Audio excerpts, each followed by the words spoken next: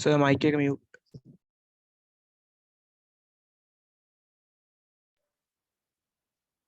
Right. Sorry. හරි. 2001 structure paper එක තමයි සාකච්ඡා කරන්න හදන්නේ. 2001 ස්ට්‍රක්චර් පේපර් එකේ මේ දීලා තියෙන ප්‍රශ්නය අපි හිතුවට නිර්මාණාත්මක ප්‍රශ්නයක් කියලා. නමුත් මේක නිර්මාණාත්මකම නෙමෙයි. ප්‍රැක්ටිකල් එකක් ඇසුරෙන් හදපු ප්‍රශ්නයක්. ඉතින් ඒක නිසා කොහොම සීබුද්ධියෙන් කියනවා මේ වගේ ප්‍රශ්නවලදී වර්ධින දින හැකියාව ටිකක් වැඩි. පෘෂ්ඨ දෙකක් අතරේ ස්ථිතික ඝර්ෂණ සංගුණකය මියු නිර්ණය කිරීම සඳහා එක් මුහුණතකට කොක්කක් සවිකොට ඒකාකාර ඍජුකෝණාශ්‍රාකාර ලී කුට්ටියක් සැහැල්ලු දුන්නක් මීටර කෝදුවක් ස්කන්ධය 0.1 0.2 3ක් 4ක් 5ක් වන භාර 5ක් ඔබට සපයා ඇත. බල මැන ගැනීමට ක්‍රමාංකණය කිරීම සඳහා දුන්නේ එක් කෙලවරක් අචල ලක්ෂයකට ඈඳා අනෙක් කෙලවර රූපී පෙන්වා ඇති පරිදි දී ඇති භාර එල්ලනු ලැබේ. දුන්න මත යොදන බලය mg හා ඊට අනුරූප දුන්නේ දිග l පහත දක්වා ඇති ආකාරයෙන් ප්‍රස්ථාරගත කරනු ලැබේ. එනමුත් අපෙන් අහනවා ලී කුට්ටිය දුන්නේ l වූ විට දුන්න 30 මිලිමීටර වන බව සොයා ගන්නාලාදී ඉහත ක්‍රමාංකණය කරන ලද ප්‍රස්ථාරයේ භාවිතා කොට ලී කුට්ටියේ ස්කන්ධය නිර්ණය කරන්න. ඉතින් බොහොම පහසුයි. දැන් බලන්න මේ ග්‍රිඩ් එකේ තියෙන පුතේ මේ පැත්තේ මිලිමීටර් මේ පැත්තේ mg එහෙනම් මේකේ 30ට අදාළව බලන්න ප්‍රස්ථාරයේ මෙන්න මේ අක්ෂය කීයද තියෙන්නේ කියලා මිලිමීටර් 30ට අදාළව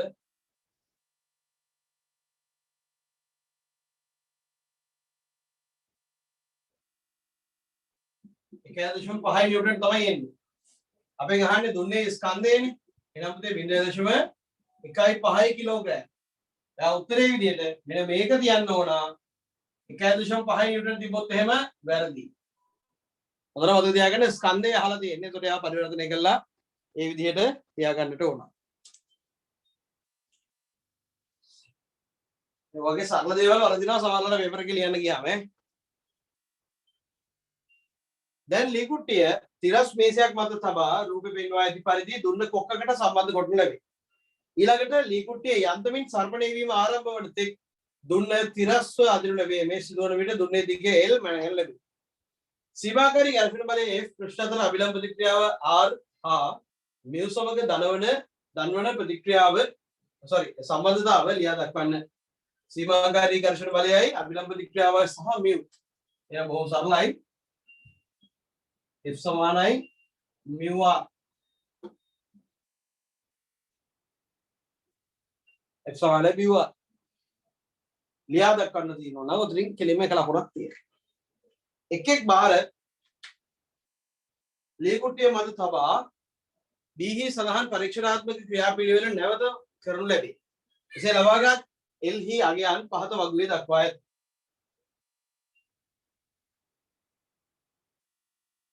R ගණනය කරමින් හා අනුරූප F වගයන් ලබා ගනිමින් ඉහත වගුව සම්පූර්ණ කරන්න.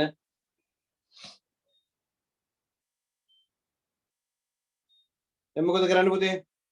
පළවෙනි තීරුවේ තියෙන්නේ කුට්ටිය කිසිදු භාරයක් නොමැතිව. ඒතර ඒකේ 25ක් විතරයි තියෙන්නේ පළවෙනි එකේ.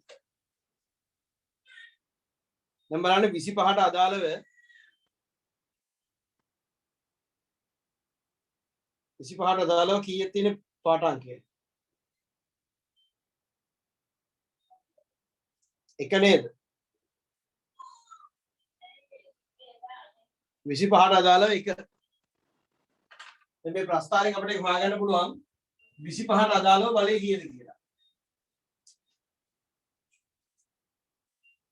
වගුවේ පළවෙනි එක කියලා තියෙන්නේ 25නේ.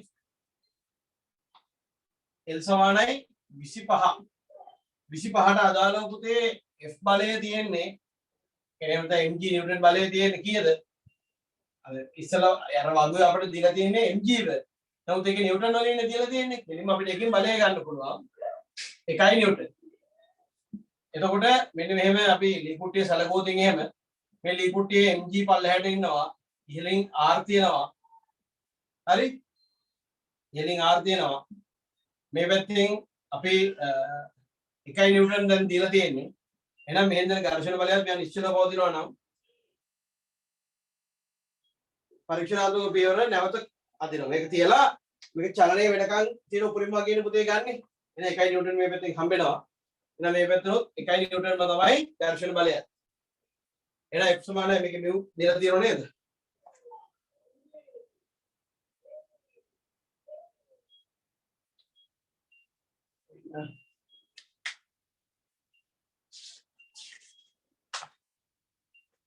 හරි mu ප්‍රමාණය තියෙන එකක්.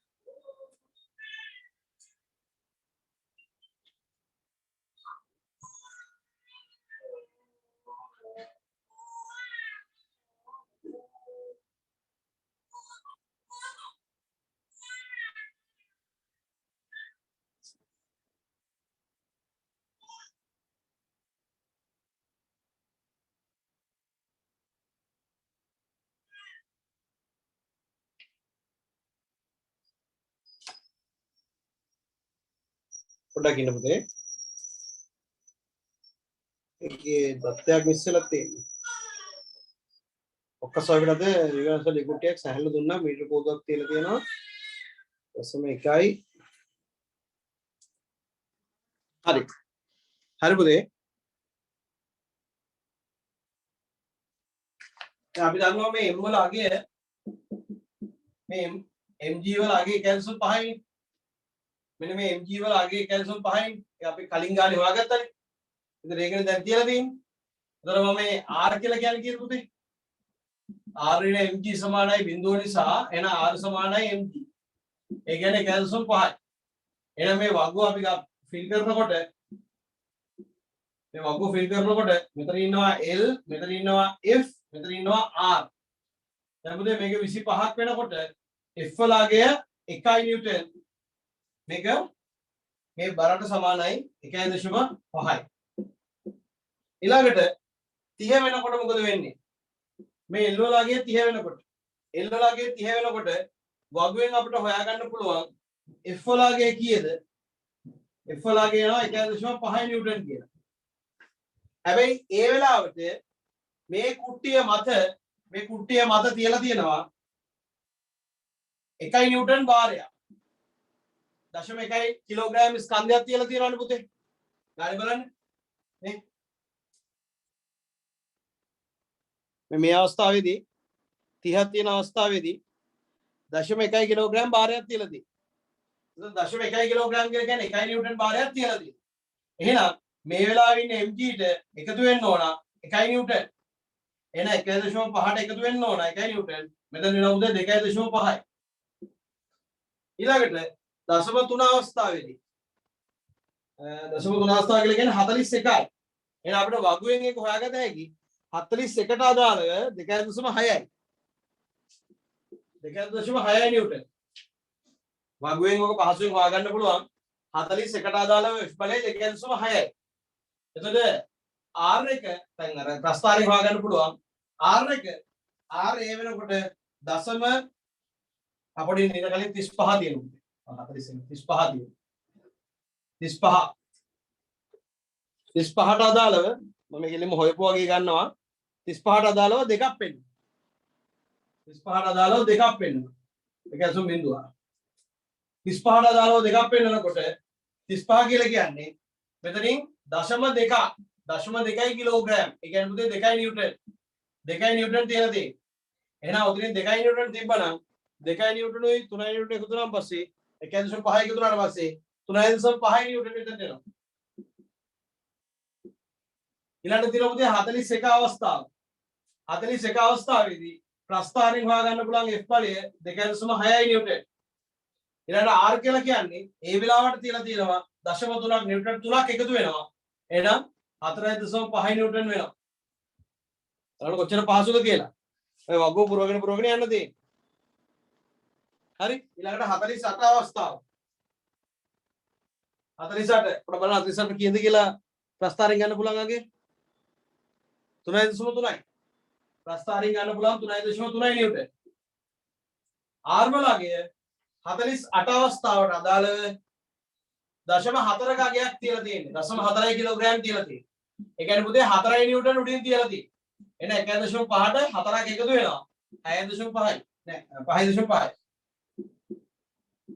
5.5 न्यूटन ඊළඟ අවස්ථාවේ 55ට අදාළව පෙන්නනවා ප්‍රස්ථාරයෙන් 4 නිව්ටන් පෙන්නනවා. උදේ 55ට අදාළව මේ ගුණ තියලා තියෙන 0.5 වාරේ 0.5ක් තියලා තියෙන්නේ. එන 1.5ට 0.5 යොදනවා පස්සේ කීයද උදේ 0.5 කිලෝග්‍රෑම් නේ. ඒතර 5 නිව්ටන් එන 6.5යි 6.5 නිව්ටන් හම්බෙලා තියෙනවා. බලන්න ණය නී එක ලේසි. හරිද? ඔය විදිහට ප්‍රස්ථාරය දිහා බල බල වගුව පුරවන්න තියෙන්නේ. සාමාන්‍ය මේ ආරෝලාගේ පුරවනකොට වර්ධින දින හැකියාව වැඩි. ඒ නිසා සීබුද්ධියෙන් ඒ වගේම පුරවන්න.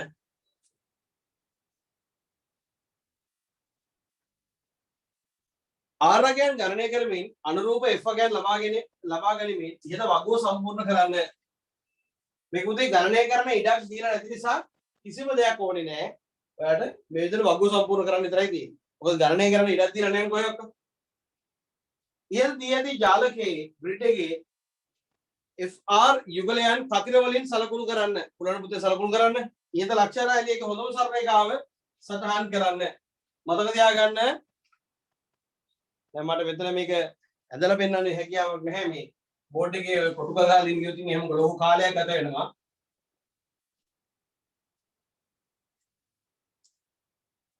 ප්‍රස්ථාරය අපි හිතුවොත් එහෙම ඇඳලා පස්සේ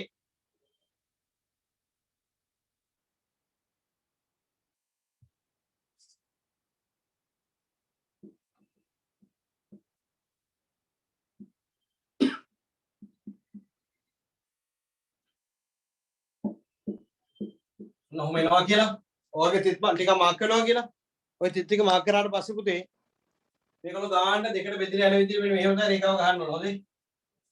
ඒ රේඛාවෙන් දෙපැත්තට එන විදිහට පුළුවන් තරම් මෙන්න මේ මාක් කරපු තිත් මගේ අරන විදිහට රේඛාව අඳින්න. ඊළඟට මේකේ මේ ග්‍රිඩ් එක තියෙනවානේ ජාලය. මේ ජාලය පුළුවන් තරම් කැපිච්ච හරියටම කැපිච්ච තැන් දෙක හැකිතාක් ඈතින් පිට ලක්ෂ දෙකකින් තෝරගන්න.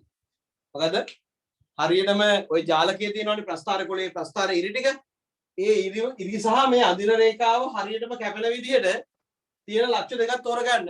ඒවා හැකිතාක් ඈතින් පිහිටි ලක්ෂ වෙන්න ඕන. හරි? ඔය කතර වලින් සලකුණු කරනකොට වෙනම ලකුණු දෙනවා.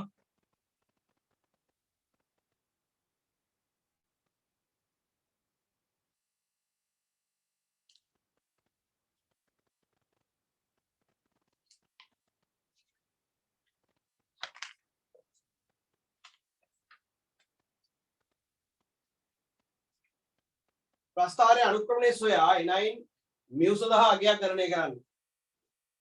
උදේ ඔයාලට පුළුවන් ප්‍රස්ථාරය හොයලා ඉවර වෙලා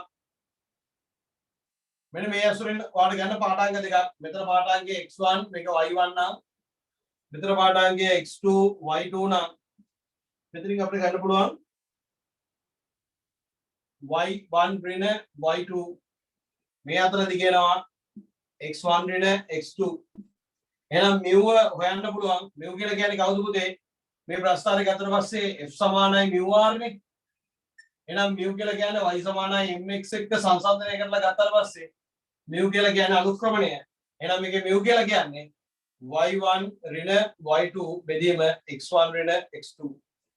මේ ගන්න පාඨාංග දෙක අනුව අරගෙන උත්තරේ මද වශයෙන් වෙනස් වෙන්න පුළුවන්. නමුත් උත්තරේ 0.6ක් ආසන්න වෙන්න ඕන. 0.5යි 0.7යි අතර ඕන වගේ එක ලකුණු තියෙනවා.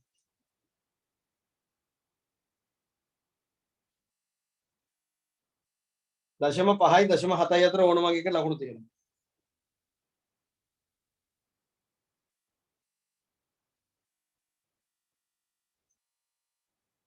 ප්‍රස්ථාරයේ අනුක්‍රමණය මෙන්න මේ විදිහට ලියලා මෙන්න මේ y1 ඊට y2 x1 ඊට x2 කියලා වාගේ අදාළ ඛණ්ඩාංක ආදේශ කරලා බෙදලා අවසාන උත්තරය අරන් තියනවනේ. එතකොට තමයි අදාළ ලකුණ හම්බෙන්නේ. මීටර කෝදුව ආධාරයෙන් එල් මැනීම සඳහා B හි යොදාගත හැකි වඩාත්ම උචිත ක්‍රියාමාර්ගය කුමක්ද?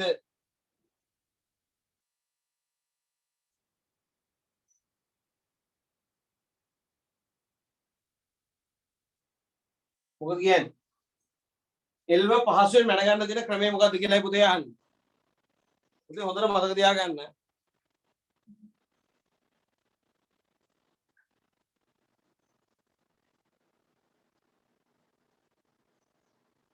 මීටර් රූලක් භාවිතයෙන් පාඨාංක ගන්නකොට ශුන්‍ය අදාළ කරගන්න එපා. ශුන්‍ය සාමාන්‍යයෙන් තුවාල වෙලා අවුල් වෙලා ලෙඩ වෙලා තියෙන්න පුළුවන්.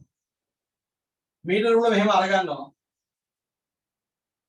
බිඳුව නොහොම තියන පාඨාංක ටික මේ කොහේ හරි තැනකට අදාළව නිශ්චිතව අපි අර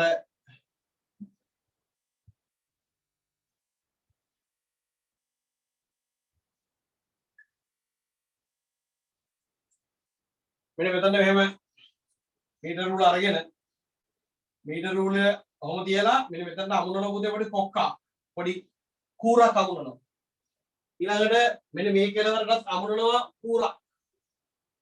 දැන් මේක මෙහෙම මීටර් රූල ෆික්ස් කරලා තියලා මේකත් මෙහෙම තියලා මේක හිමීට අදිනවා.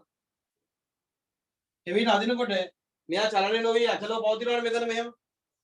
එතකොට මෙහෙම චලනය වෙලා ලිස්සිලා චලනය වෙන්න පටන් ගන්න වෙලාවේදී හරියට මෙන්න මෙතන පාඨාංකය කීයද කියලා කියව ගත්තා නම් මෙතන පාඨාංකයයි මෙතන පාඨාංකයයි අතර වෙනසෙන් අපිට පුළුවන් අදාළ දිග හොයාගන්න. එහෙනම් මොකද කරන්නේ? වැදගත්ව කියන්න ඕන. මෙන්න මේ මීටර් රූලේ ඔබට නිශ්චිතව කියවා ගත හැකි පාඨාංකයක් කොක්ක සමග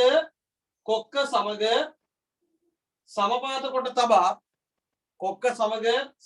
කොට තබා දුන්න නිදහස් කෙලවරෙහි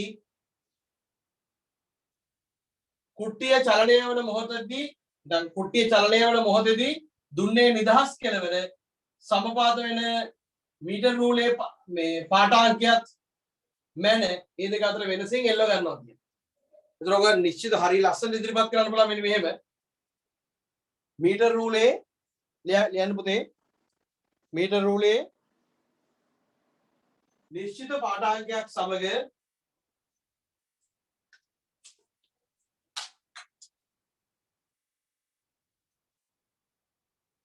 ලී කුට්ටියේ කොක්ක සමපාත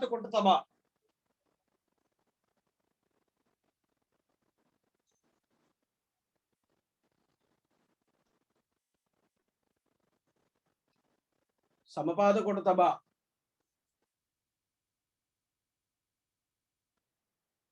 දුන්න නිදහස් කෙලවරින් අදින විට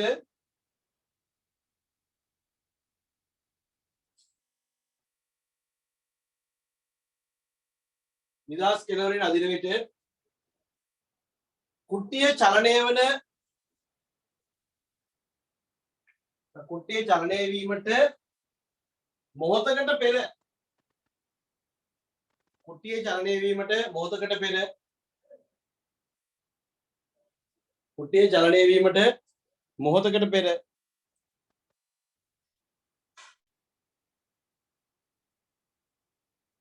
ඒ නිදහස් කෙලවර දුන්නේ නිදහස් කෙලවර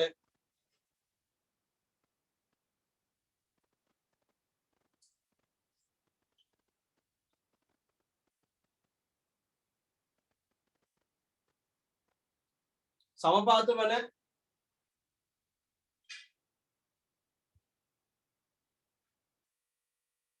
මීටර් රූලේ පරිමාණය සමග මීටර් රූලේ පාඨාංකය සමග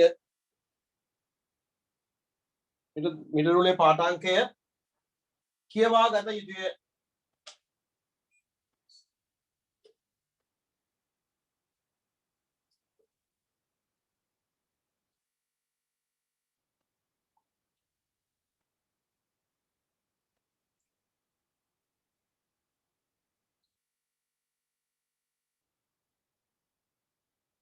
කොක්කේ පාඨාංකයත්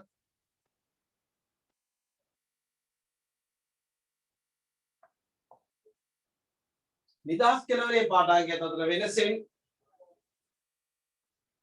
L මැනගත හැකිය.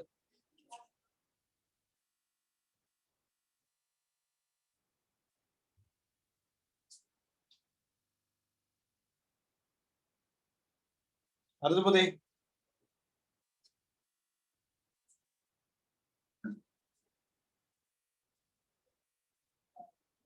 මේ වගේ ප්‍රශ්නයක් ආවොත් ඉතින් අර තියරි දැනුමට වඩා ප්‍රැක්ටිකල් මේක ඇඳ ගන්න දී කියලා මම හිතනවා. ප්‍රැක්ටිකල් පිළිබඳ අවබෝධයෙන් තමයි මේකේ මැච් එකක් ගහන්න තියෙන්නේ. හරි? නැත්නම් එහෙම නැත්නම් සරලව ගත්තොත් කොමන් සෙන්ස් වලින් තමයි පුතේ මේක ලියන්න තියෙන්නේ. හරි? රයිට්. දෙවෙනි ප්‍රශ්නේ. කුඩා ජල කෙන්දක් සහිත එක් කෙළවරක් වැසූ කේශික නලයක් භාවිතා කොට පාසල් පරීක්ෂණාගාරය තුලදී ජලයේ සංතෘප්ත වාෂ්ප පීඩනය උෂ්ණත්වය සමග වෙනස් වන ආකාරය අධ්‍යයනය කිරීමට ශිෂ්‍යයෙක් සැලසුම් කරයි.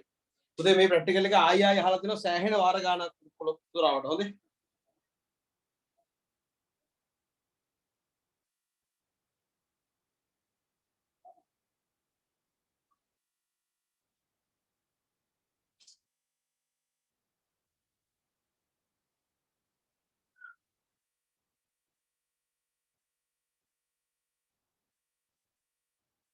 හරි. ශිෂ්‍යයා විසින් භාවිතා කළ හැකි පාසලන් පරීක්ෂණාත්මක සැකසුම සම්පූර්ණ කරන්න. හොඳයි. දැන් බලන්න. සාමාන්‍ය මේ පරීක්ෂණ වලදී දරුවන් කරන වැදගත් නෙමෙයි මේ ප්‍රධාන වැරදි කීපයක්.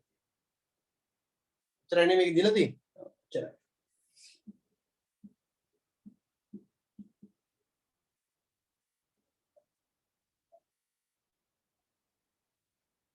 මේක පුතේ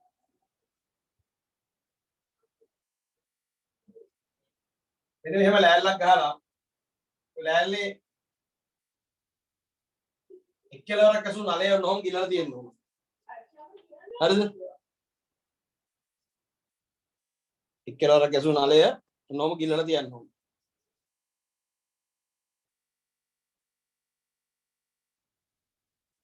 එතකොට ගොඩක් වෙලාවට මේකට පාවිච්චි කරන්නේ මෙන්න මෙහෙම පරිමාණයක් ගහලා තියෙන ලෑල්ල. ඔක පෙන්වන්න පුළුවන් මේ වගේ ලෑල්ල.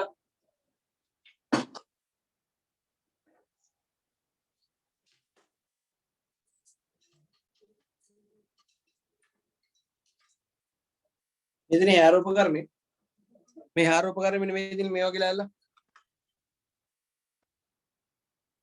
ඔන්න වගේ ගැජට් එකක් තමයි ඔකට පාවිච්චි කරන්නේ. එතකොට මෙන්න මේකේ ජල කෙන්දක් වෙන හැලියට දාලා ජල කෙන්දක නෝ අහලා තියෙනවා. ඒතර පුතේ මේ යට තියෙන මෙන්න මේ පරිමාව සංවෘතයි. හරිනේ? මෙන්න මේ තියෙන මේ පරිමාව මේ ජල කෙන්දෙන් 100 කරලා තියෙනවා. එතන මේ ටික සංවෘතයි. ඊළඟ මේකත් එක්ක මතක ඇතුව උෂ්ණත්වමානයකුත් සෙට් කරන්න ඕන. ඊළඟට මන්තය විදියට දානවා ගොඩාක් ළමයි පොඩි පොඩි චූටි නෝ කැල්ලක් දාන්න. ලකුණු දෙන්නේ නැහැ. හොඳේ. මොකද මේකේ මේවා තේල් ගානවා වගේ වටේ වටේ හැදි ගා යන්න බෑ පුතේ මේ ප්‍රැක්ටිකල් එකක් කරද්දි. මේක මෙන්න මෙහෙම ආවරණය වෙන්න ඕන මේ විදියට. දාන මන්තය හොඳට ආවරණය වෙන්න ඕන. හරිද? ඔන්න ඔය ටික තියෙනවා නම් ඔබට අදාළ ලකුණු ලැබෙනවා කියලා හිතුවට ඔක නම් කරලා දිනනවා නම් අදාළ ලකුණු හම්බ වෙනවා.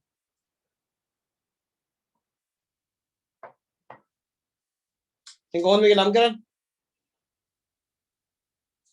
මෙන්න මේක තමයි පුතේ කෙල ජන්ද ජල කෙන්ද මේක තමයි මන්තය ජලතාපකය දීලා තියෙනවානේ. ජලතාපකය මේ තියෙන්නේ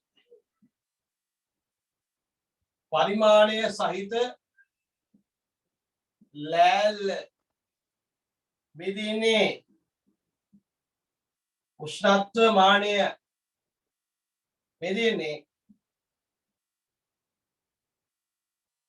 කෙළවරක් වැසූ නලය. මෙන්න මේකත් ඕනනම් නම් කරලා තියන්න වඩා සුදුසුයි නම් කරලා තිබ්බොත් එහෙම. හරිද? ඔක්කොම පේන්නේ නැහැ නේද මාත් ලියපුවා. ඔය තියෙන්නේ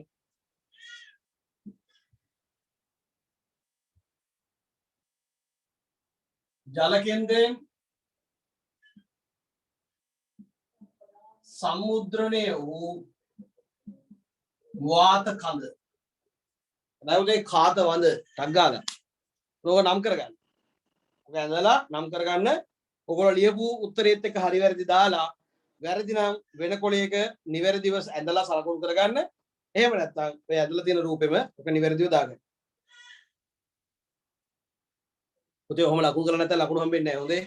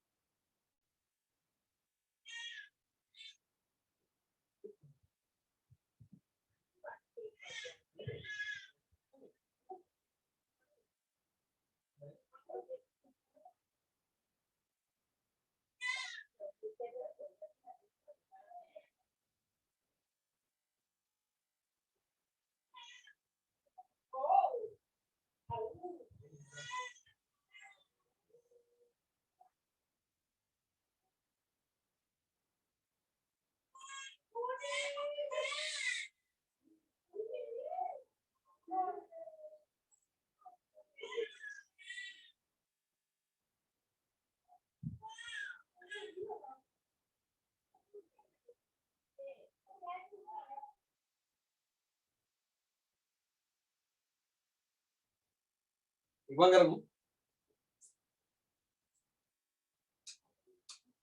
බලන්න ළමයි පොඩි එක අඬන එක ඔයගලන්ටත් ඇහෙන්නේ.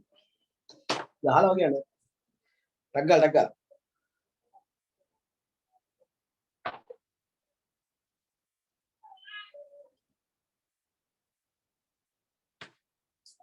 දැන් මම මේ ප්‍රැක්ටිකල් එක කතා කරන ගමන් මේක යන්නේ හොඳේ.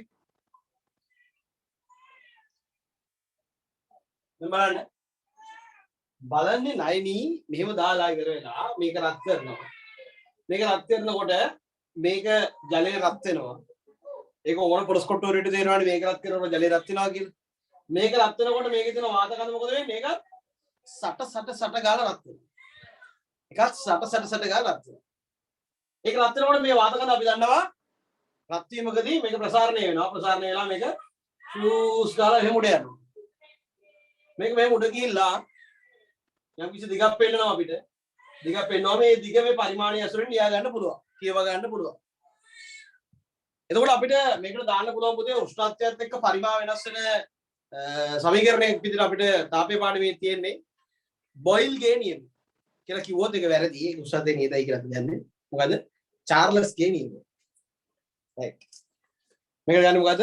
චාර්ල්ස් ගේ නියමය තමයි අපි මේකට පාවිච්චි කරන්නේ.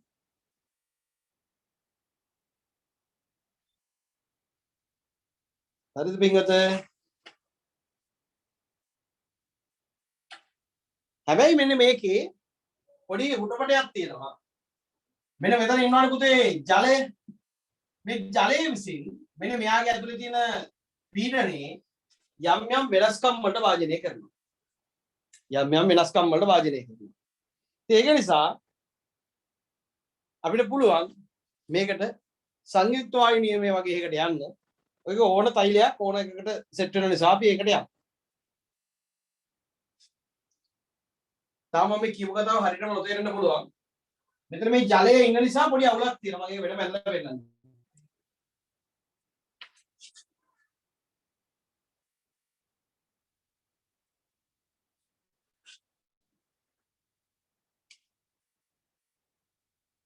හොඳයි.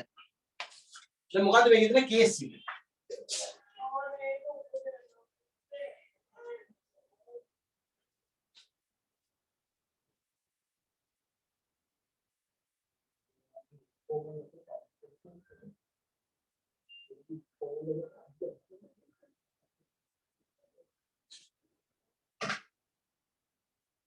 හරි right දැන් මෙන්න මේ ගන්නකොට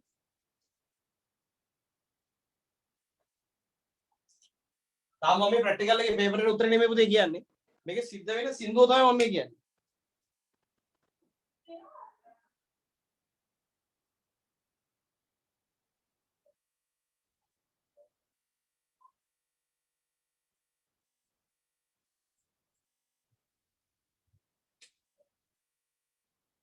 හරි right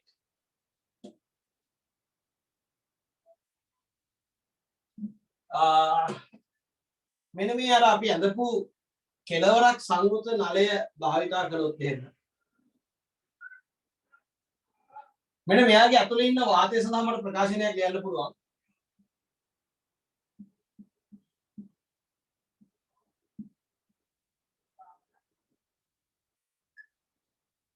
මොකද පුතේ මෙන්න මේ නලයේ ඇතුලේ ඉන්න කොටසේ මේ නලයේ ඇතුලේ ඉන්න කොටසේ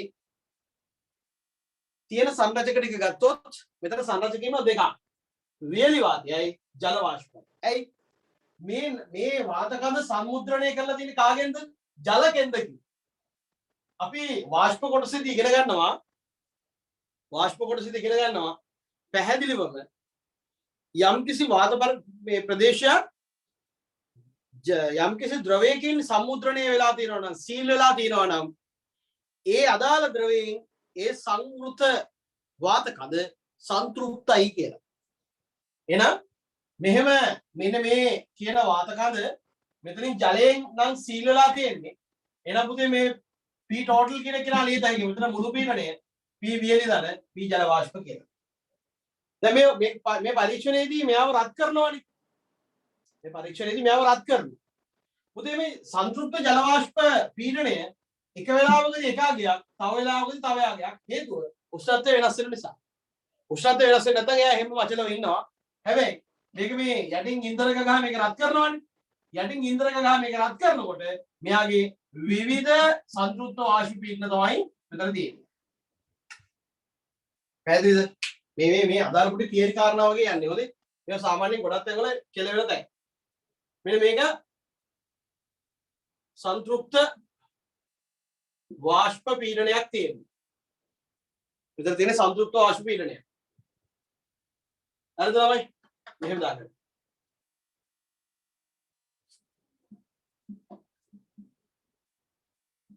සංතෘප්ත වාෂ්ප පීඩනයකි. ඒකට හේතුව තමයි මේ අවකාශය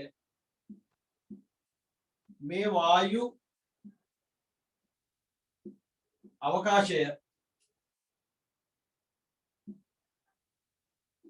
ජලයෙන්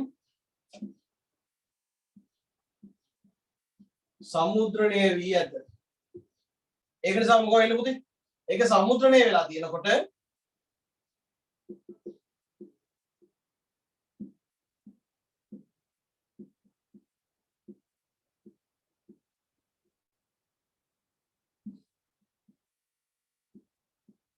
ජල වාෂ්පයෙන් සන්තෘප්තයි.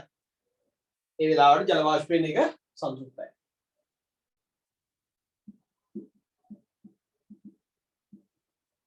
උෂ්ණත්වය වෙනස් වන විට එම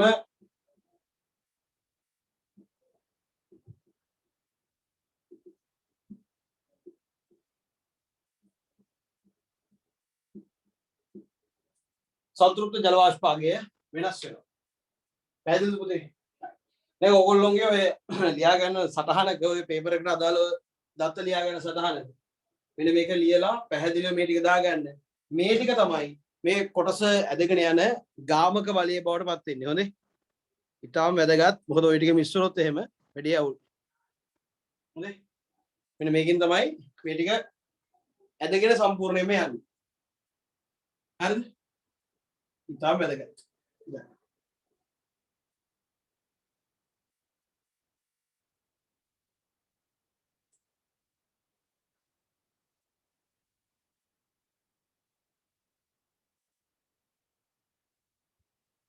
හරිද ළමයි? දැකලා දාගන්න.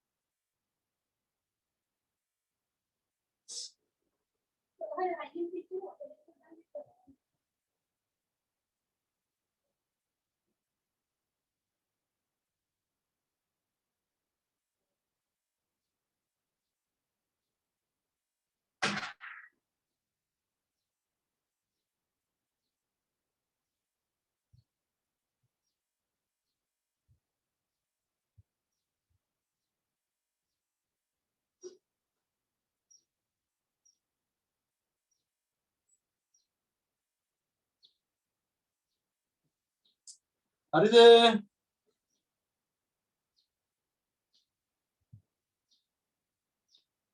right. ඔන්න දැන් හරිනේ පුතේ. දැන් තියෙන්නේ මෙතනින් මෙහාට මේක යන්න.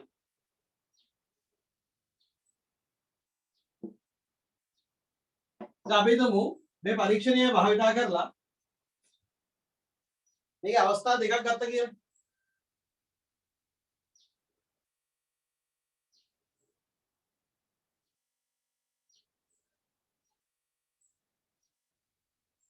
මේ වෙලාවේදී L1 එක L2 කියලා ගමු. උතර පුතේ මේ වෙලාවේදී P total කියලා කියන්නේ කවුද? P really ධන මම P not P1 කියලා ගන්නම්. මෙයා වෙලාවේ සංතෘප්ත වාෂ්ප පීඩනය. මේ වෙලාවේ P total කියලා කියන්නේ කවුද? P really ධන 1 P2. පුතේ මට මේ අවස්ථාව දෙකට දාන්න පුළුවන්. P1 V1 බෙදීම T1 සමානයි P2 V2 බෙදීම T2. දැන් මේ සමීකරණය සංයුක්ත වායු නියමය. මේක දාන්නේ කාටද? මේක දාන්නේ පුතේ වියලි වාතයට. එහෙනම් මෙතනින් P වියලි වාතය උක්ත කරගත්තාම මට එනවා මොකද? බොහොම සරලයි. PT1 ඍණ P1. මෙතනින් P වියලි දෙක උක්ත කරගත්තාට පස්සේ මට එනවා PT2 ඍණ P2 කියලා. පුතේ දැන් මෙන්න මෙයාගේ උඩින් එතන වායුගෝලීය පීඩනය දිලාන 5 කියලා. ඒකත් එක්ක ගත්තට පස්සේ මේක තමයි PT ඇතුලේ තියෙන්නේ. එහෙනම් අපිට පැත්තෙන් තව තරකයක් එනවා. මේ ජල කේන්ද්‍රයේ උස නොසලකා හැරියට පස්සේ PT සමානයි වායුගෝලීය පීඩනය කියලා. එහෙනම් මේකගේ කාටද සමාන වෙන්නේ? වායුගෝලීය පීඩනයට සමාන වෙනවා. අවස්ථා දෙකේදී. එහෙනම් ණයනි අපිට පුළුවන් P වියලි එක ලියන්න වායුගෝලීය පීඩනය ඍණ P1 කියලා. එහෙනම් මෙතන ලියද හැකි P වියලි දෙක වායුගෝලීය පීඩනය ඍණ P2 කියලා. ඔන්න ඕක තමයි ණයනි අපි මේකට දාන්නේ. හරි. දැන් මේ ගානේ හැටියට වායුගෝලීය පීඩනය අරන් දෙන්නේ P කියලා. තාම මම එතනට ආවේ නෑ පුතේ.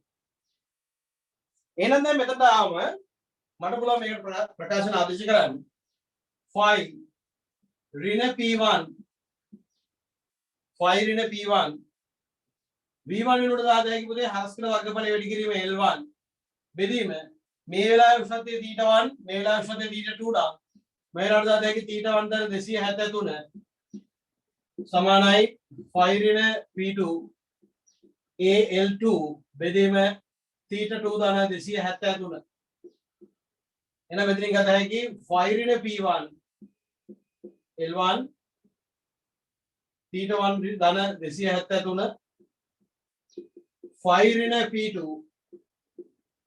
L2 බෙදීම θ2 ධන 273 පුතේ මේ විදිහට ප්‍රකාශනය ගොඩනගන්න පුළුවන් නම් ඔයාලට මෙතනින් එහාට මේකේ මැච් එකක් ගහ ගන්න පුළුවන්.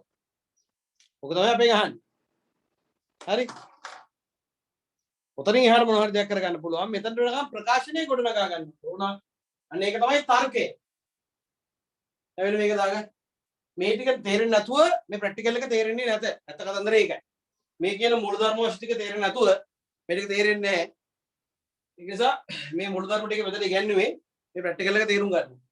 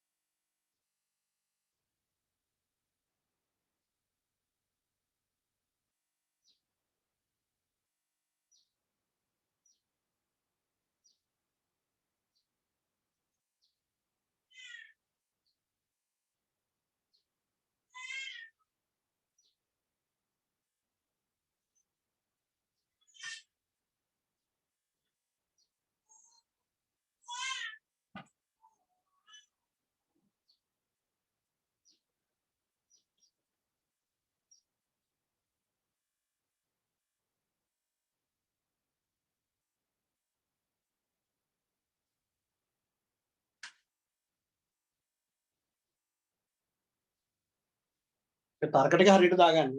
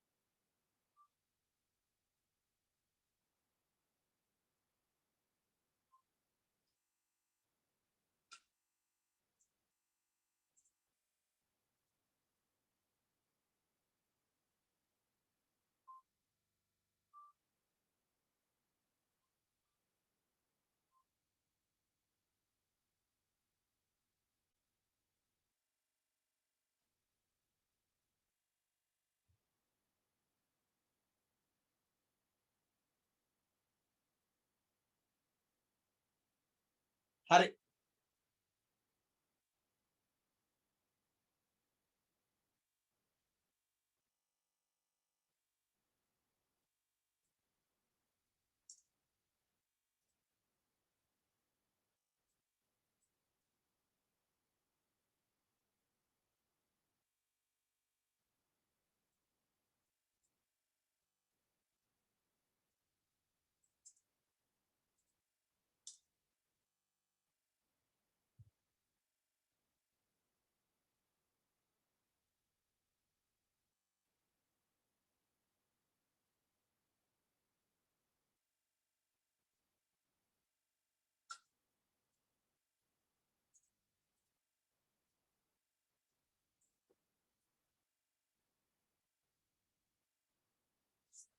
හොඳයි පුතේ. දැන් එමු ප්‍රශ්නෙට. මේ ප්‍රශ්නය ඇත්තටම කියනවා නම් පොඩ්ඩක් අසම්පූර්ණ ප්‍රශ්නයක්. හොඳේ. ඒ කියන්නේ මේ පරීක්ෂණය නිකන් දෙන්න ඕනාවට දුන්නා වගේ සිද්ධියක් තමයි මේක තියෙන්නේ. ඇත්තටම අපරාධය. මට තේරෙන්නේ මේ වගේ ප්‍රශ්නයක් අහලා භාගෙට නවත්තලා දෙන්න නිකන්. අර හොඳම ටික එනකොට මගදී නවත්තනවා වගේ සීන් එකක් තමයි මේ ප්‍රැක්ටිකල් එකේ වෙලා තියෙන්නේ. හරි? එහෙම සාමාන්‍ය ප්‍රශ්න වල දැන් එනවා අඩුයි. දැන් පොඩ්ඩක් අංග සම්පූර්ණ තමයි ප්‍රැක්ටිකල් එන්නේ.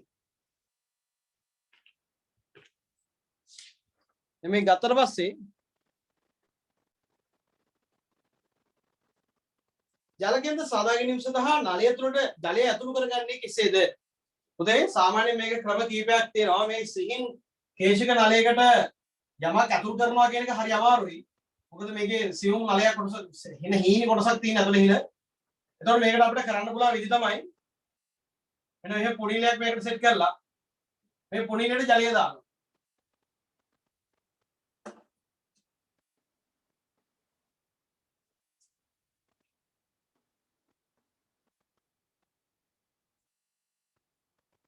හරිද? මෙහෙම කරගෙන මේකට මෙහෙම සෙට් කරනවා පුතේ පුනීලයක්. පුනීලයක් කොහොම සෙට් කරලා මේකට වතුර දාන්න. වතුර දැම්මම වතුර තුඩ යන්නේ නැහැ. මේ පැත්තෙන් ඇරලා දෙන්න ඕනේ. ඊට පස්සේ මොකද කරන්නේ? මේක මෙහෙම සීල් කරලා මේක රත් කරනවා. මේක මොනවා හරි තාම ප්‍රවාහයක් දාලා රත් කරනවා. මේක රත් කරලා සිසිල් වෙන්න දෙනවා. රත් කරනකොට මේකේ තියෙන වතුර ටික මෙහෙම එළියට යනවා. මේ හුලන් ටික පොඩ්ඩක් එළියට යනවා. බුබුල් බුබුල් දාලා එළියට යනවා. මේක සිසිල් වෙනකොට මෙයාගේ මේ පැත්තේ ඉඳගෙන හුලන් ටික මෙහෙම ඇදිලා මේ හුලන් ජලයේ ටික ඇදිලා ඇතුළට එනවා. ඒ කියන්නේ ඔය විදිහට සෙටප් එක හදලා මේ නලය රත් කරාම නලයේ දෙන වාතය ටික එළියට ගිහිල්ලා මෙයා සිසිල් වෙනකොට මේ පුනීලය ඇතුළේ තියෙන ජලය ටික මේක ඇතුළට ඇදිනවා. මේක තමයි මේ වගේ ප්‍රැක්ටිකල් එක කරන්න ලේසිම විදිය. හරිද පුතේ?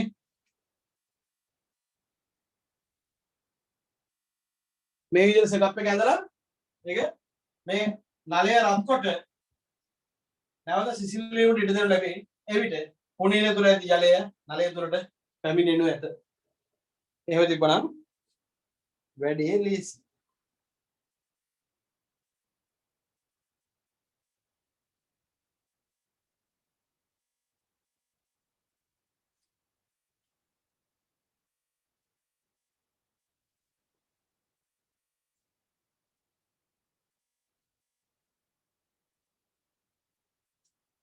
කවදාකවත් ඔයගොල්ලෝ මාර්කින් ස්කීම් එකේ තියෙන උත්තර කොපි කරන්න යන්න එපා පුතේ.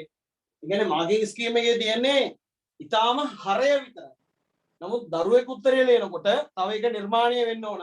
ඒක නිසා ඔයගොල්ලෝ ඒ උත්තර ලියන්න පටන් ගත්තොත් එහෙම ඔයගලගෙන් හරි අංග සම්පූර්ණ කතන්දරය එළියට එන්නේ නැහැ. ඒක නිසා හැමතිස්සෙම මාර්කින් ස්කීම් එකේ තියෙන දත්තය අරගෙන අලුතෙන් උත්තරය ඔයා තනියෙන් නිර්මාණය කරන්න. එතකොට තමයි අංග සම්පූර්ණ උත්තරය ගන්න පුළුවන්. ඒක නිසා මේ විදිහට මේ මම මේ ලියන්නේ මම විභාගයට කියන ලියන විදිහ.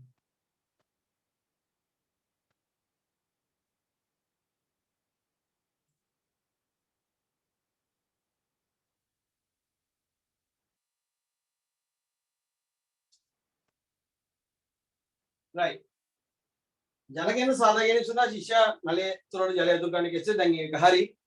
C කාබන් උෂ්ණත්වයේදී නලය තුළ ජල කෙඳ තිබිය යුතු වඩාත්ම යෝග්‍ය ස්ථානය කුමක්ද?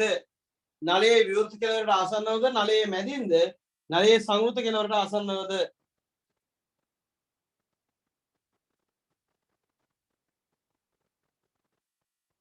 කොහෙද පුතේ තියෙන්න ඕන? නලයේ මැදින්. මේක තියෙන්න ඕන. දැන් මෙහෙම ගිල්ලලානේ තියෙන්නේ. මෙහෙම ගිල්ලලා තියෙද්දි මෙහෙම මෙන්න මේ වගේ මැදකට එන්න පුතේ තියෙන්න ඕනේ. එතකොට තමයි වතුර මෙහෙම උඩින් තියෙන්නේ. හරිද? හේතුවත් මේ හේතුව අහලා තියෙනවද? ඔබගේ තෝරා ගැනීමට හේතුව දෙන්න. මොකද වෙන්නේ? ඒකට හේතුව මොකද්ද? හේතුව තමයි නලයේ මැදින් ගත්තට පස්සේ මේ මුළු වායු කඳම රත් වීමට වාජනය වෙනවා. අපි તો මෙන්න මේක පොඩක් එහෙම එළියෙන් තියෙන ගත්තා කියලා. එළියෙන් තියෙන ගත්තාම පස්සේ මේකේ මුළු වායු කඳම රත් වීම වාජනය වෙන්නේ නැහැ. සමහරවිට මේ ජල කෙඳ නලයෙන් එළියට එන්න පුළුවන්. හරිද? ඒ නිසා මුළු පරීක්ෂණය පුරාවටම ජල කෙඳ නලය තුල පවතිනවා මැදට වෙන්න ගත්තාම. දැන් ඊළඟට ඕගොල්ලන්ට කියන්න පුළුවන් තර්කයක් ඉදින් මේකට මේ සංවෘත කෙලවරට ආසන්න වෙන ගත්තම වැඩි හරිනේ කියලා. පුතේ අපි මේකේ පාඨාංගයේ විදිහට මේ උස මනින්නේ. මේ උස කුඩා වෙන්න මොකෝ වෙන්නේ? උස කුඩා වෙන්න දිග වැනීමේදී සිදුවන භාගික දෝෂය වැඩි වෙනවා. ඒක නිසා මේකට හරිම උත්තරය තමයි නලයේ මැද. හරි?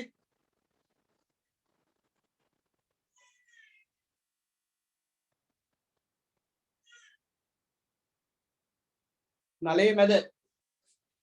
දැන් ඒකට හේතුව එවිට පරීක්ෂණය සිදු කරන කාලය තුල ජල කෙඳ නලය තුල පවතින අතර නලය තුල පවතින අතර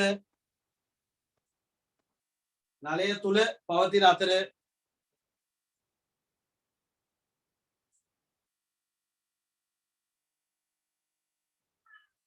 නලය තුල පවතින අතර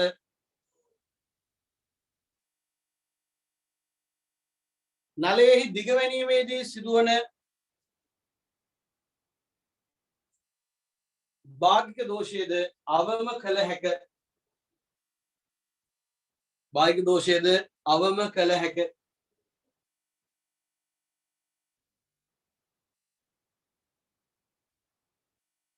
අවම කළ හැක පුතේ අයි මම උතන හේතු දෙකක් ලියුවේ ඔයා මෙතනින් මේ උත්තරය තෝරන්නේ කාමරුෂ්ණතේදී නලය තුළ ජල කේන්ද්‍ර තිබිය යුතු වඩාත්ම යෝගී ස්ථානය කොහොමද විවෘත කෙළවරට ආසන්නව මැදින් සංවෘත කෙළවරට ආසන්නව ඔයා මැද කියන උත්තරේ තේරුවේ අර උත්තර දෙකම ප්‍රතික්ෂේප කරනවා ඉතින් ඒ උත්තර දෙකම ප්‍රතික්ෂේප කරනවා කියලා කියන්නේ ඒක ප්‍රතික්ෂේප කරන්න හේතුව දෙන්න ඕන විවෘත කෙළවරට ආසන්නයෙන් තිබ්බනම් එළියට යනවා සංවෘත කෙළවරට ආසන්නයෙන් තිබ්බනම් එහෙම දිගමැනීමේ සිදුවන භාගික දෝෂය වැඩි වෙනවා එහෙනම් ඔය උත්තර දෙකම ඔයා කතන්දරේදී කියන්න ඕන පැහැදිලිද ඔය හේතු දෙකම උත්තරේට කියන්න ඕන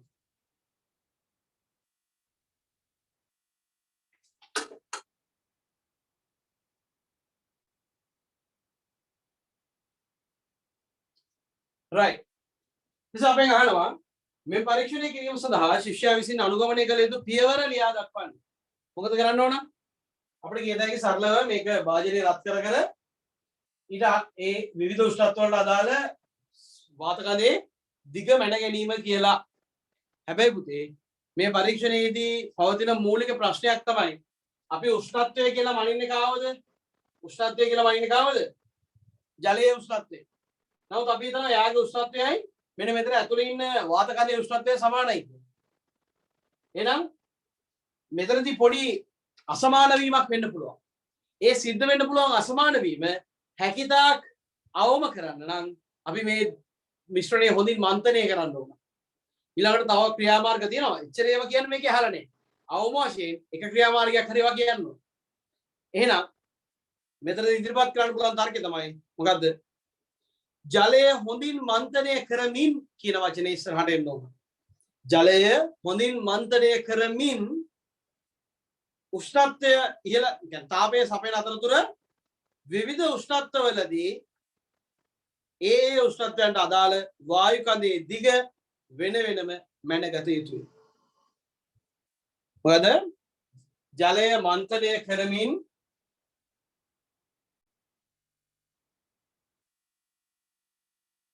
උෂ්ණත්වය ඉහළ දමන අතර මන්තනය කරමින් උෂ්ණත්වය ඉහළ දමන අතර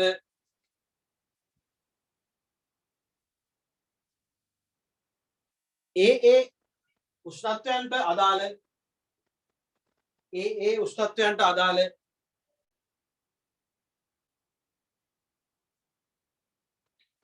උෂ්ණත්වයන්ට අදාළ වායු කඳේ දිග වෙන වෙනම මැනගත යුතුය.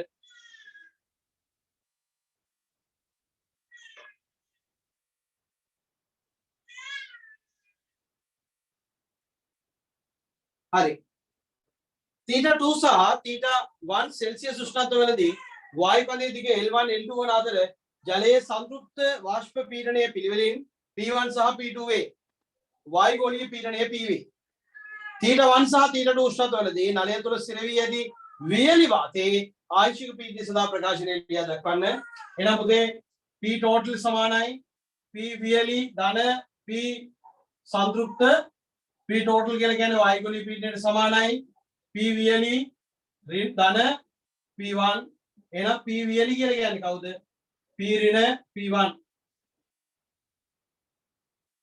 මේ දින පුතේ θ1 ට අදාළ θ2 ට අදාළද P වියලි සමානයි P ඍණ P2. ඔය දෙකම ලියලා තියන්න ඕන. හරි. සාමාන්‍ය මම උත්තරයක් ලියනවා නම් මෙන්න මේ විදිහට ප්‍රකාශනය අරන් ලියන්න. ඒතර මගේ අරින්න නැහැ නේ පුතේ. ඒක තමයි අපිට වරදින්නේ. හරිද? අපි කොහේ හරි ලියලා තව දෙනක ලියනවා වගේ නෙමෙයි. මේ විදිහට තර්කය කොටනගාගෙනම වරදින්නේ.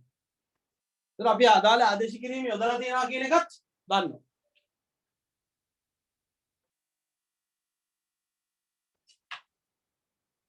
සම්බන්ධ කරන සමීකරණය ලියා දක්වන්න. ඉතින් අපි ඉස්සර ලියපු එක මොකද්ද? p ඍණ p1 වාරයක් l1 බෙදීම θ1 ධන 273 සමානයි p ඍණ p2 වාරයක් l2 බෙදීම θ2 ධන 273. මෙතනින් පුළුවන් අපිට අදාළ ප්‍රකාශනයට එන්න.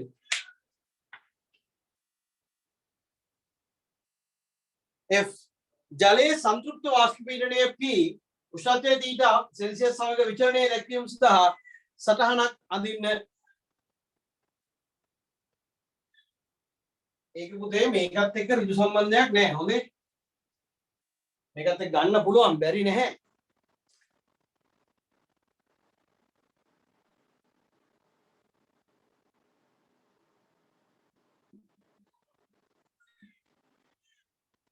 PV සමාන NRT දාන්න පුළුවන්.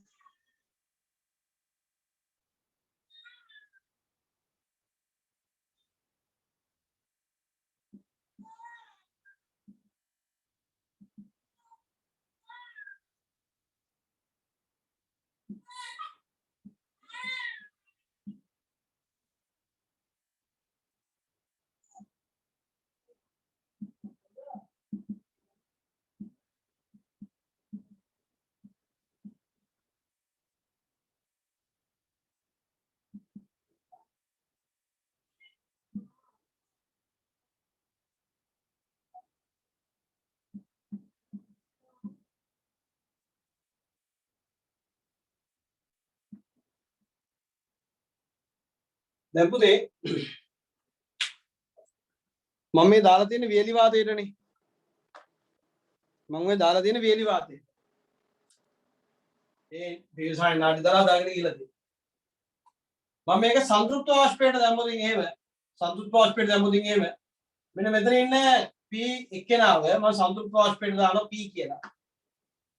P සමානයි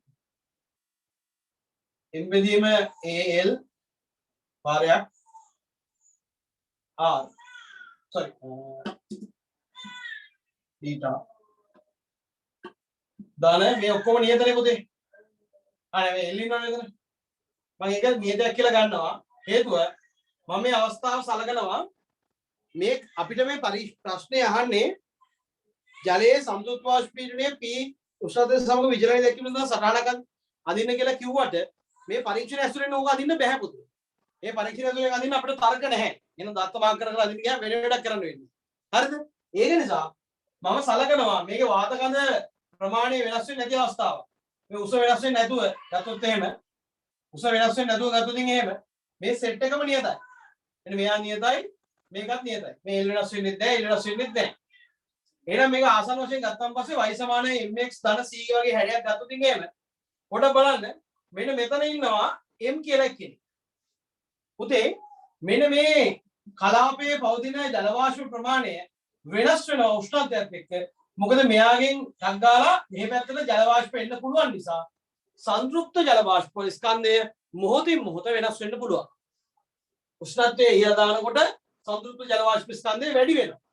එහෙනම් මේ ප්‍රකාශනය මෙහෙම වැඩි වෙනකොට මේක තවදුරටත් රේඛීය ප්‍රස්ථාරයක් වෙන්න බෑ. මොකද වෙන්න පුළුවන්? අපි හිතුවොත් එහෙම අනුක්‍රමණය එන්න වැඩි වෙන්න ඕන. ඉතින් අනුක්‍රමණය එන්න වැඩි වෙනවා කියලා කියන්නේ මෙන්න මේ වගේ හැඩයක් එන්න ඕන. මේ වගේ වක්‍රයක් එන්න ඕන. එහෙනම් යම්කිසි අගයකින් පටන් අරගෙන අනුක්‍රමණය එන්න වැඩි වෙන ඔන්න ඔය වගේ හැඩයක් තියෙන්න ඕන. ඒක නිසා මේක තියරි වශයෙන් දැනගන්නා ලද ප්‍රස්ථාරයක්. මේ පරීක්ෂණය ඇසුරෙන් මේක ඍජුව බලන්න බෑ. මේ පරීක්ෂණ ඇසුරෙන් මේක ඍජුව ලබා ගන්න බෑ.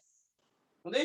ඒක නිසා හොඳට මතක තියාගන්න දරුවෝ නැත්තම් අහන ඕක කොහොමද සර් අපි මේවා අඳින්න කියලා. මෙහෙම ඒක තියරි මට්ටමින් දැනගෙන අඳින්න ඕන. එහෙම නැතුව එකපාරට අඳින්න බෑ. රයිට්. ටකල් දාගන්න.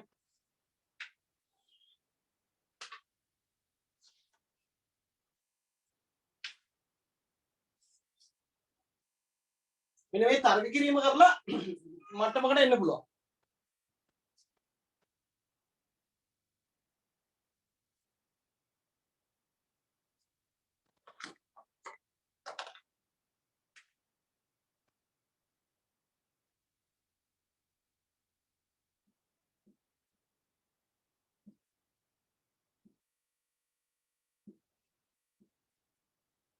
ලේසියි ඒතොර හිතන්න.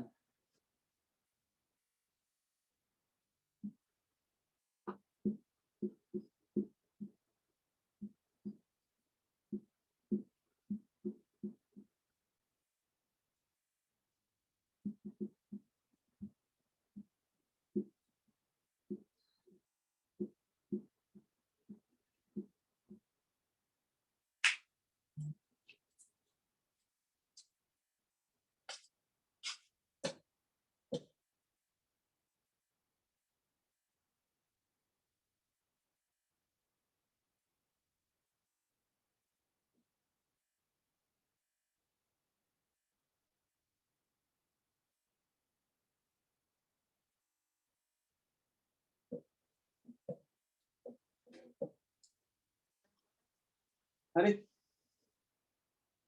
PQ අල්බේනියම් දෙකේ දාගෙන නැති.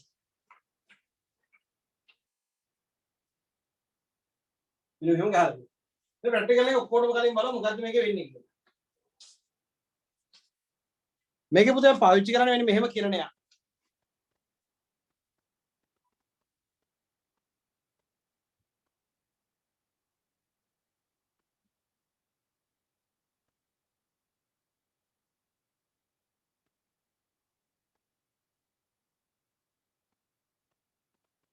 පූර්ණ අභ්‍යන්තර පරාවර්තනයට පත් වෙන මුල්ම අවස්ථාව මෙතන ගන්න. මෙතන මෙහෙම එලියට එනවා. මේක තමයි සාමාන්‍යයෙන් අපි ගන්න අවස්ථාව.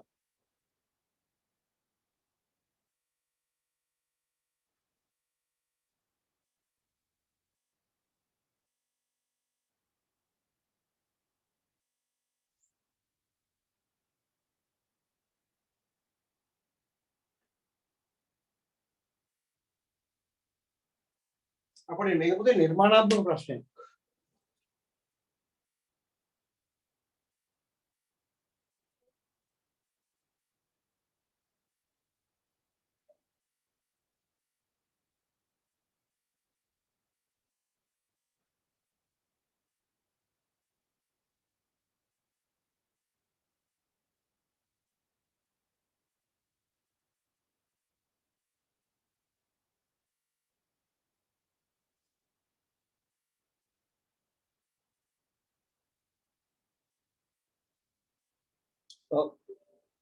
මේක පුතේ නිර්මාණාත්මක කියන්නේ ප්‍රැක්ටිකල් එක ගන්න මේ මම මේ ප්‍රැක්ටිකල් එක කියලා ඉතින් වැඩිට වහින්නේ ගියේ.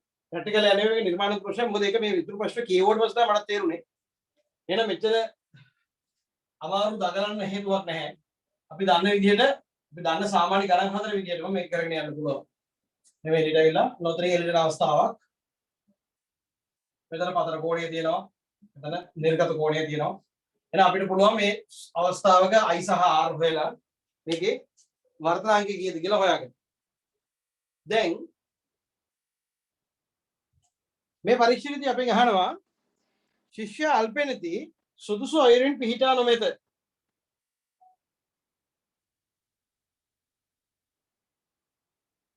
ශිෂ්‍යයා අල්පෙනති සුදුසු අයුරින් පිහිටුවා නොමැත. ඔබ ඒවා සුදුසු අයුරින් පිහිටවන්නේ කෙසේද? හරිද?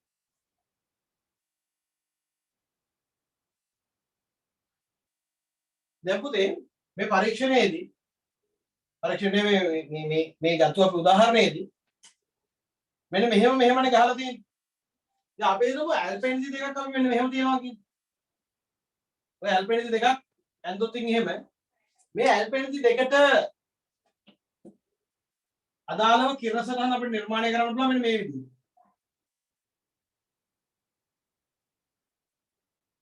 හේතුව මේගොල්ලෝ ලං වෙනකොට ඔන්න ඔහොමයි.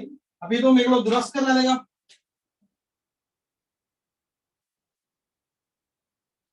දුරස් කරලා දෙගත්තන් පස්සේ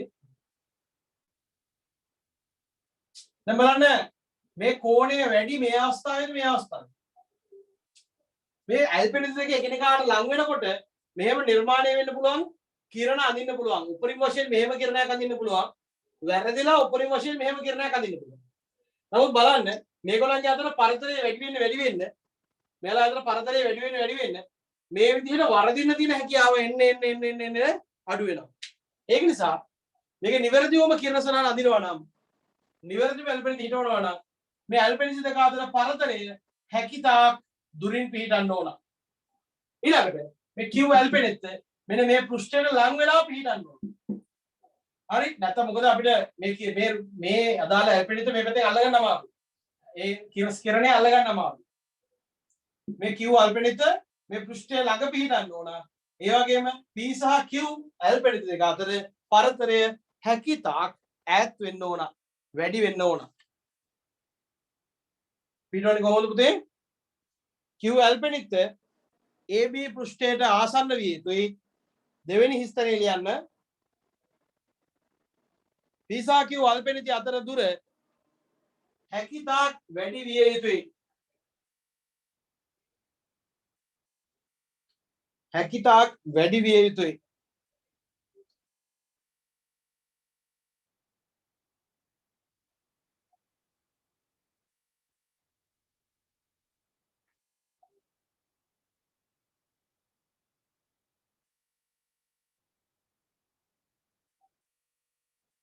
right ඊළඟ අපි අහනවා ඔබ නිර්ගත කිරණය පරීක්ෂණාත්මකව ලබා ගන්නේ කෙසේදයි ඉදිරිපත් කරන්නලු.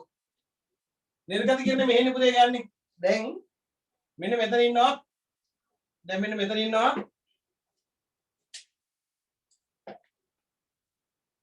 එවනෝම අපි P1යි Q1යි ඉඳගත්තා. මේ පැත්තෙන් මොකද කරන්නේ? නිර්ගත කිරණය අපි අල්ලගන්න මොකද කරන්නේ? මෙන්න මේ පැත්තෙන් බලනවා. මේක ඇවිල්ලා AC පෘෂ්ඨයනේ. මේක B පෘෂ්ඨය. මෙන්න මේ පැත්තෙන් බලලා අර පැත්තේ පේන Q අල්පෙනිත්තත් P අල්පෙනිත්තත් එක්ක ඒක රේඛීය වන විදියට සමපාද කියන වචනෙට ලකුණු දෙන්නේ නැහැ. ඒක රේඛීය වන විදියට හැකිතාක් ඈතින් පිහිටනසේ ඇල්පෙනිත් දෙකක් හිටව ගන්නවා. මොකද වෙන්නේ? AC මුහුණතින් බලා P හා Q අල්පෙනිත් සමග ඒක රේඛීය වන පරිදි නැත්නම් එක එල්ලේ පිහිටන පරිදි සමපාද කියන වචන ලකුණු දෙන්නේ නැහැ පුතේ. ඒක රේඛීය වන පරිදි එහෙම නැත්නම් එක එල්ලේ පිහිටන පරිදි හැකිතාක් ඈතින් මේ දෙකත් ළඟ ගහන්නේ නැහැ. හැකිතාක් ඈතින් තවත් අල්පෙනිත් දෙකක් සිටුවා ගැනීම.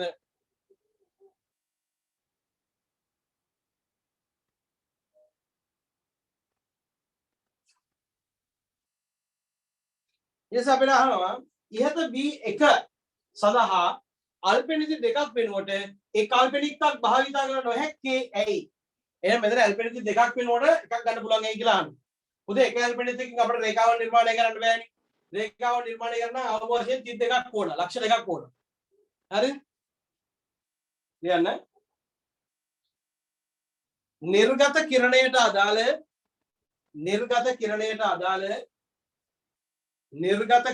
අදාළ රේඛාව නිර්මාණය කිරීමට අවම වශයෙන් ලක්ෂ දෙකක් අවශ්‍ය වෙයි.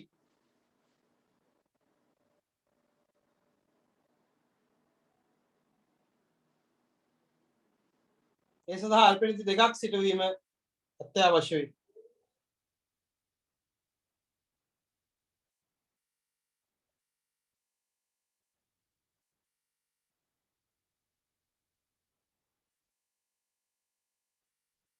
හරි. රූපය මත පාත් සඳහන් කෝණ ලකුණු කරන්න. පතන කෝණය I AB පෘෂ්ඨයේදී වර්ධන කෝණය R1 අනේ පුළුවනි. අපි ඕවා ප්‍රිස්ම වලදී මේ ගිය සතියේ කලින් සතියේ සලකුණු කරා. හරි. I1 I2 R1 R2 ඇසුරෙන් D සඳහා ප්‍රකාශනයක් ලියා දක්වන්න.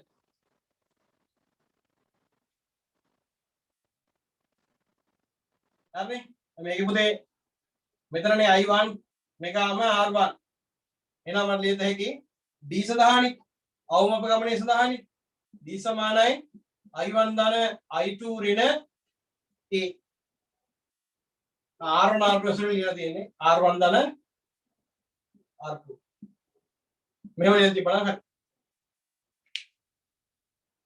මතකනේ අපි ඔක ප්‍රිස්පේ යටතේ සාකච්ඡා කළ ඉවර කළා තියෙන්නේ. යම් කිසි පතන කිරණයක් සඳහා I1 10ක් සහ R1 6ක් වේ. විදුලි වර්ධනාංකය සොයන්න. මම මෙන්න මෙතනට දානවා n1 sin i1 සමානයි n2 sin i2 n1 කියලා කියන්නේ පුතේ එළිය වර්ධනාංකේ sin 10 සමානයි n වාරයක් sin 6 එහෙනම් n කියලා කියන්නේ කීයද sin 10 බෙදීම sin 6 ඔක සුළු කරලා අවසානයේ උත්තරේ තිබ්බනම් ලකුණු තියෙනවා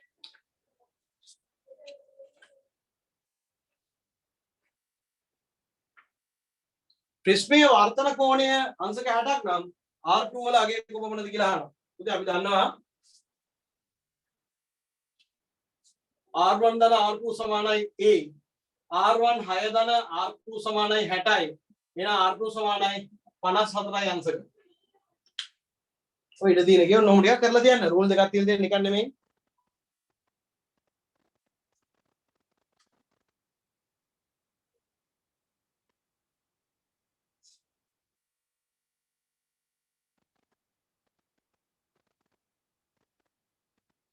ඉහත පතන කිරණය සඳහා AC පෘෂ්ඨයේ නිර්ගත කිරණයක් ලැබීමට ඔබ බලාපොරොත්තු වන්නේද? ඒ ඔබේ පිළිතුර පහදා දෙන්න. AC කියන්නේ කවුද? ඉහත පතන කිරණය සඳහා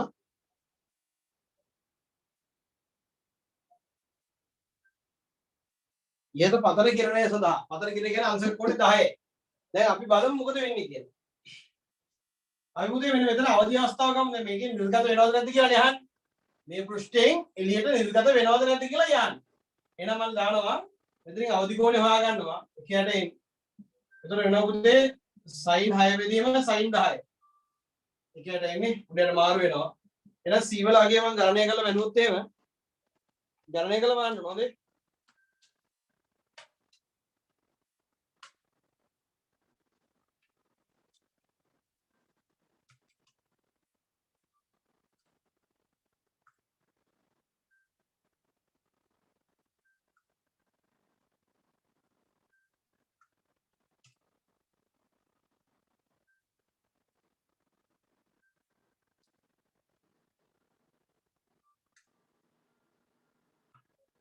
උදේ 37යි.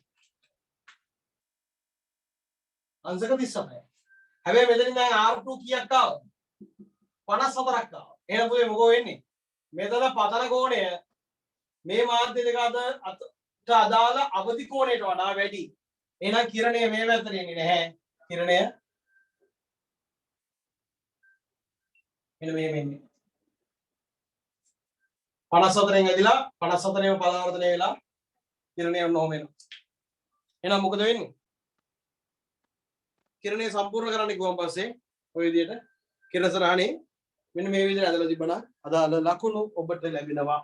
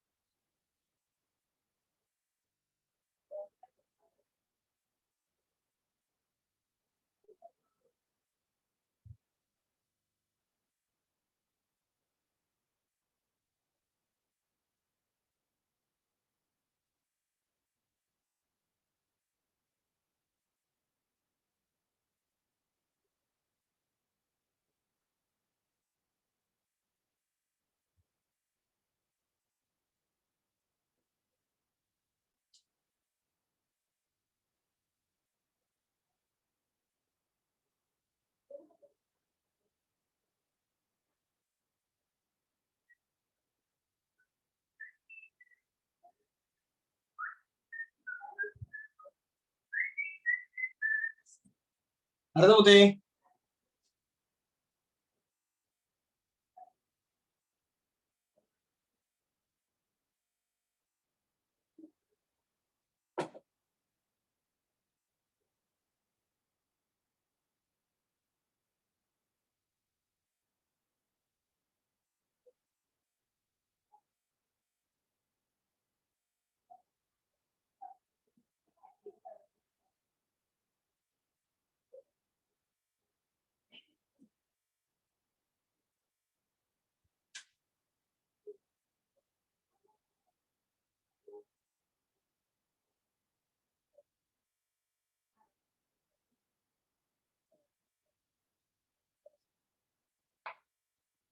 හරි.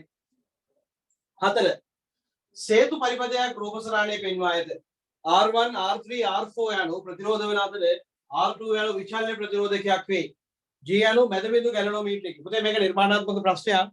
දැන් මේ ප්‍රැක්ටිකල් එකදී වෙන මේ දේව දිහා බැලුවම සාමාන්‍යයෙන් 50%ක් ප්‍රැක්ටිකල් 50%ක් නිර්මාණාත්මක ප්‍රශ්න. ওই විදිහට තමයි පුතේ දැනටත් එන්නේ. සහ මේකේ අවසාන ප්‍රැක්ටිකල් දෙක ටික ලේසි. මුල ප්‍රැක්ටිකල් එක තමයි පොඩ්ඩක් හිතන්න දෙන්නේ.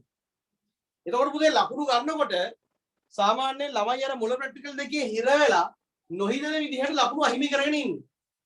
ඒක නිසා හැමතිස්සෙම මතක තියාගන්න ප්‍රැක්ටිකල් එකක ලේසි ප්‍රශ්න දෙකක් වගේම අමාරු ප්‍රශ්න දෙකක් තියෙනවා. ඒක තමයි සාමාන්‍යයෙන් බැලන්ස් වෙන්න දෙන්නේ. වෙලාව නැත්තම් පුතේ පැයට ලියන්න හම්බෙන්නේ නැහැ නේ.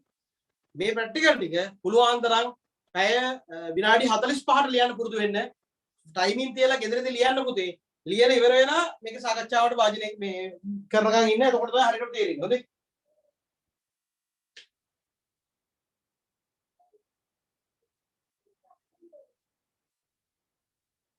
මේ සේතු පරිපථයක් තියෙනවලු. මේ සේතු පරිපථයේ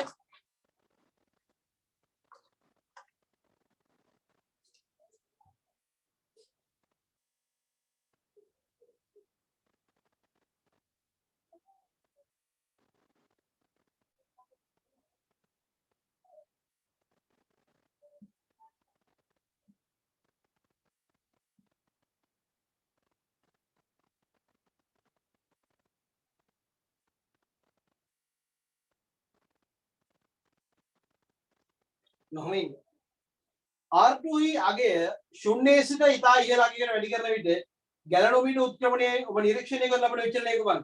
පුතේ සරලව උදාන්න මේක බිඳුවයිනේ. මේ අනුපාත සමාන වෙලා මේක විශේෂ සේතුව බවට පෙරළුනොත් එහෙම මේක බිඳුවයි. එහෙනම් මේක අපි බිඳුවයි කියලා හිතමු. මේ R2 ලාගේ බිඳුවයි කියලා හිතමු. මෙහෙන් එන ධාරාව මෙහෙම ආවා. මෙහෙන් කැලලක් ගියා. මේ පැත්තට කැලලක් ගියා. ඊටු කැලල මෙහෙන් ගියා. අපි දැන් මෙතනින් අනන්තයක් කරා කියලා. මෙතනින් අනන්තයක් කරා මෙහෙම දාලා මෙහෙම ආවා. මෙතනින් කැලලක් මේ පැත්තට ගියා. ඉතුරු කැලල මෙහෙන් ගියා මෙහෙම. එහෙනම් ඔයාලට පේනවා එක වෙලාවකට දාලා මේ පැත්තට යනවා අනිත් වෙලාවට දාලා මේ පැත්තට එනවා. එහෙනම් ගැලනෝමීටර් උත්ක්‍රමණය එක් පසක සිට අනිත් පසක් දක්වා මේ ශුන්‍ය මෙතනනේ තියෙන්නේ. එක පැත්තේ ඉඳන් එක පැත්තක ඉඳන් අනිත් පැත්ත දක්වා උත්ක්‍රමණය වීම සිදු වෙනවා. එහෙනම් මොකද වෙන්නේ? විචලනය කුමක්ද? එක් පසක සිට ශුන්‍ය හරහා අනෙක් පසට උත්ක්‍රමණය වීම සිදු වේ. එක් පසක සිට අනෙක් පස දක්වා ශුන්‍ය හරහා උත්ක්‍රමණය වීම සිදු වේ. B R2 හි කිසියම් අගයකට සේතුව සන්තුලනය වූ විට R1 හා R2 හරහා ගලන ධාරාවන් පිළිවෙලින් I1 සහ I2 වේ. R3 සහ R4 තුලින් ගලන ධාරාවන් මොනවාද? R3 සහ R4 තුලින් ගලන ධාරාව සන්තුලනය වුණාට පස්සේ R3 වලින් ගලන්නේ පුතේ. දැන් මේක සන්තුලනය වුණා කියලා කියන්නේ මෙතන බිඳුවයි. මේක සන්තුලනය වුණා කියලා කියන්නේ මෙහෙන් කොහෙටවත් ධාරාවක් යන්නේ නැහැ මෙතන බිඳුවයි. එහෙනම් පුතේ මේ පැත්තෙන් එනවා නම් මේක I1 මේක I2 නම් මෙහෙන් I1 sorry I2 මෙහෙන් I1 මේ හරහා යන්නේ නැහැ. මෙහෙන් එක මෙහෙන් යනවා මෙහෙන් එන එක මෙහෙන් යනවා. මේ හරහාට කවුරුවත් යන්නේ නැහැ. බොහොම සරලයි සුගමයි පැහැදිලි.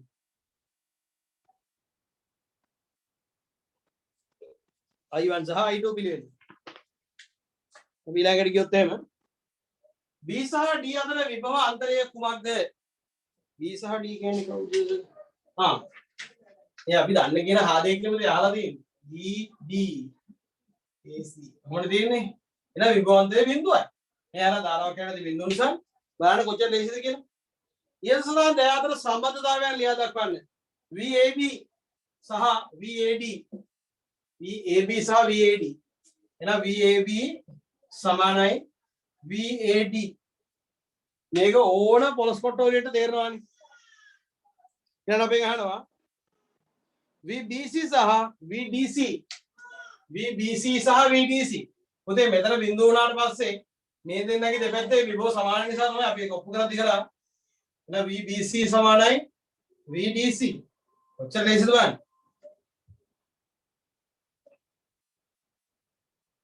මේ ඇසුරෙන් ලියා දක්වන්න ඕන VAB කියලා කියන්නේ පුතේ I1 R1 හරිනේ VAB ගත්තොත් එහෙම I1 R1 ඊළඟට VAD ගත්තොත් එහෙම I2 R2 මේ අතරින් යන ධාරා වාරය ප්‍රතිරෝධය ඊළඟට VBC ගත්තොත් එහෙම I1 R3 VDC ගත්තොත් එහෙම I2 R4 ළමයි මේ වගේ ප්‍රශ්න ඇත්තටම මරු කතරට දිය පොදක් වගේ ප්‍රශ්න. ඒක නිසා මේ වගේ ප්‍රශ්නයක් ආවම මේවට ලකුණු අහිමි කරගන්න එපා. හොඳ කල්පනාවෙන් ලියන්න. අවංකවම මරු කතරට දිය පොදක් අර මුල හරියේ කෙලවුම් ප්‍රශ්න වලට සාධාරණ සැලකිල්ලක් අතුරුපසක් තමයි මේ හැරි දීලා තියෙන්නේ. කට දැවිල්ල වෙන මිරිස් දුන්නම හොඳ ෆෘට් සලාඩ් එකක් අයිස්ක්‍රීම් එක තමයි මේ දීලා තියෙන්නේ. බලන්න ළමයි හරි සරලයි. මේක කලින් ප්‍රශ්නෙත් එච්චර අමාරු වෙන්නේ නැහැ. R4 සඳහා ප්‍රකාශනයක් R1 R2 R3 ඇසුරෙන් ලබා ගන්න. R4 සඳහා ප්‍රකාශනයක්. දැන් ඉතින් ගොබ්බේ වාගේ ඔහේ ප්‍රකාශනය ලියන්න එපා. R4 සඳහා ප්‍රකාශනයක් අහලා තියෙනවා. හොඳයි. එහෙනම් R4 උක්ත කරලා තියන්න ඕනේ. ලබා ගන්නද? ලබා ගන්න තියෙන්නේ. එහෙනම් පුතේ තර්කයක් ගේන්න පුළුවන්. I1 R1 බෙදීම I2 R2 සමානයි I3 I1 R3 බෙදීම I2 R4 කියලා. R4 මේ පැත්තනේ. එහෙනම් මේකට මේක කැපිලා ගියාම අපිට එනවා R4 කියලා කියන්නේ කවුද? R1 බෙදීම R4 කියලා කියන්නේ R3 වැඩි කිරීම R2 බෙදීම R1. ඔන්න ඔහොම උක්ත කරලා තියන්න ඕන. නැත්තම් ඉතින් story.com තමයි හොඳේ. ප්‍රකාශනයේ වඩා හොඳයි. ඔහොම තිබුණා හරි. අනුපාත සමානයි කියලා ගත්තා හරි.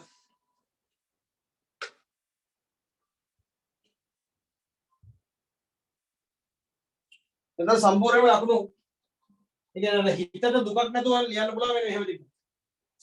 ඔයාලා ලියද හැකි I1 R1 සමානයි I2 R2 මෙතනින් ගත හැකි I1 බෙදීම I2 ට ගත හැකි ප්‍රකාශනයක් R2 බෙදීම R1 කියලා.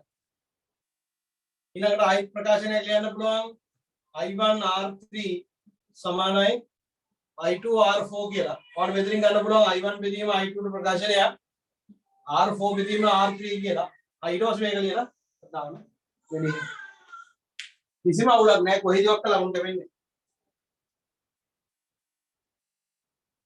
R1 සමානයි 100 ඕම් R3 සමානයි 50 ඕම් R2 සමානයි 82 ඕම් නම් R1 R4 හි අගය ගණනය කරන මේක ඉතින් ඕන කොම්පියුටර් තේරෙන්නේ මේකට අගයන් ටික දාලා ඉවල හොයන්න ඉතින් මේ කරන්නේ.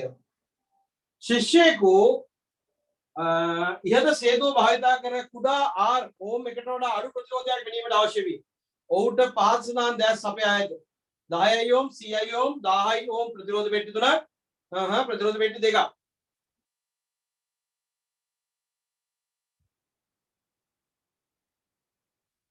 Okay. R3 R4 වෙනකොට යොදා ගන්නා R ප්‍රතිරෝධය යොදා ගන්නලාදී R හිගේ හැකිතාක් නිවැරදි ගණනය කිරීම සඳහා R1 R2 R3 වෙනකොට ඉගෙන සඳහා ප්‍රතිරෝධ පෙට්ටිය අතරින් ඔබ තෝරා ගන්නේ කොහොමද? මේකේ ඔක්කොම අහලා තියෙනව නේද? ඉඩ එහා පැත්තට. තව කොලයක් තියෙනවා. හරි. දැන් මොකද වෙන්නේ? මේක අනුපාතනි පුතේ බලන්න ඕන. R4 වෙනුවට දානවා කාවද? මේ R4 වෙනුවට දානවා සිම්පල් R හොයන්න ඕන එක. හරිද? මෙතන ඉන්නේ විචල්‍ය ප්‍රතිරෝධකයා. මෙතන විචල්‍ය ප්‍රතිරෝධකයා. ඒතර අර දීලා තියෙනවානේ ප්‍රතිරෝධ තුනක් සහ ප්‍රතිරෝධ පෙට්ටි දෙකක් කියලා. ওই පෙට්ටි දෙකෙන් එකක් තමයි මෙතන දෙන්නේ. ඒතකොට මේක අනුපාතය ගත්තට පස්සේ මේ පැත්තට දානවා පුතේ මම 10ක්. ඊළඟට මෙතනට දානවා 1000. මෙතනට දානවා 0.100 ප්‍රතිරෝධ පෙට්ටිය. 100 බෙදීම 10 10න් මේක තෝම එකක් වගේ. ඒක අනුපාතය හරිනේ පුතේ අනුපාතය කියනවනේ ගන්න.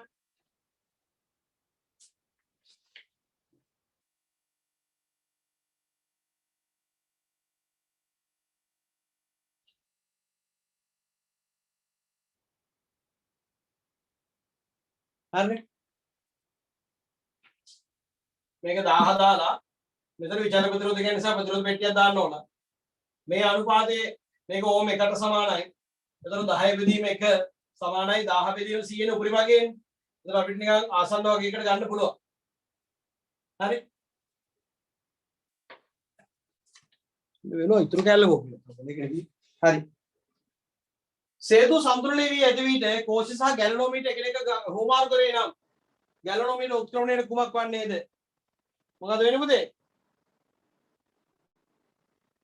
මොකුත් වෙන්නේ. ගැලනෝමීටර් උත්ක්‍රමණය එහෙමම තියෙනවා. මොකද කෝෂ හෝමාරු කරා කියලා. අපි හිතමු කෝෂයේ ගැලනෝමීටර් හෝමාරු කරා කියලා. හරිද? ඔන්න බලන්න ණයනී එතකොට වෙන වැඩි. ඔක හෝමාරු කරා නම්